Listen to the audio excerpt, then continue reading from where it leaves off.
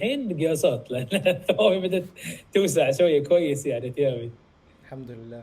من وين إيه. بالضبط القياسات؟ يعني من ناحية البطن والكرش ولا الريول ولا؟ البطن الحين تقريبا 5 سنتي صار تقريبا.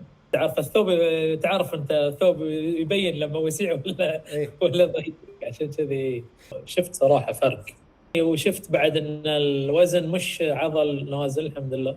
الحمد لله. I was happy. ايه الفرق بين تجربة التدريب هذه والتجارب السابقة اللي انت جربتها؟ هاي يعني اول مره يكون في تواصل بالفيديو يعني كول، طيب حلو. او ديديكيتد تايم يعني حقي انا يعني، فهاي شيء حلو صراحه. البرنامج من ناحية القيمة الاستثمارية بتاعته يستاهل ولا ما يستاهل؟ خليك صادق بدون مجاملة يعني. صار يستاهل ايه. بقول لك الاشياء الزينه، انا قلت لك التواصل اسرع لنا عن طريق الواتساب، وبعدين انتم قاعد تعطوني وقت. يور ميتينج مي يعني تقريبا مره في الشهر. مم.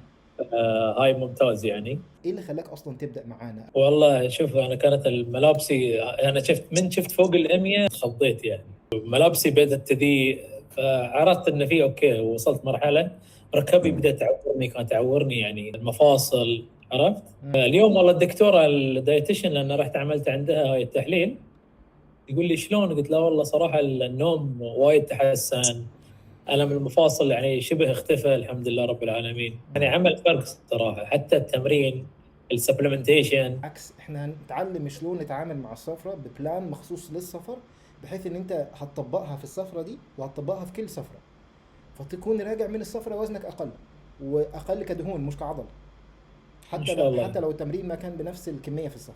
انت كانت ايه اكبر مشكلة او صعوبة كنت بتواجهها ابراهيم كل مرة قبل ما تبدأ معانا يعني؟ ما في التزام يعني صراحه، ما كنت التزم يعني. لا التزام الحين صح. الحمد لله، الحين يعني البروتين صراحه بيشبعني فتره، مع انه يعني اوقات ما احس اني عاوز اكل، بس اكل عشان يعني عشان اخلي الميتابوليزم شغال، عارف. سالفه ان انا ابعث الاكل صراحه في الجروب هاي بعد مساعدتني، امم. خلتني التزم اكثر بعد كويس يعني.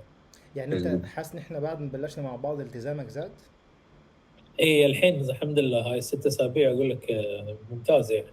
انت ايه اول تغيير اخدت بالك منه او لاحظته من ساعة ما بلشت البرنامج؟ اول شيء النوم صراحه، النوم تحسن كثير. قبل ما كنت انام الا يمكن حدي 5 ساعات يمكن. هاي الشيء صراحه وايد ريحني، حتى في الشغل اكون مركز. فالحمد لله الحين لا، النوم في نشاط، ارجع من الدوام اروح اقضي اشغالي كذي، وارجع مره ثانيه اروح الجيم. شو اكثر شيء في البرنامج لحد الان عجبك بس هل؟ بصراحه انا هاي يعني شيء ما كان عندي إياه قبل يعني، هاي اول مره.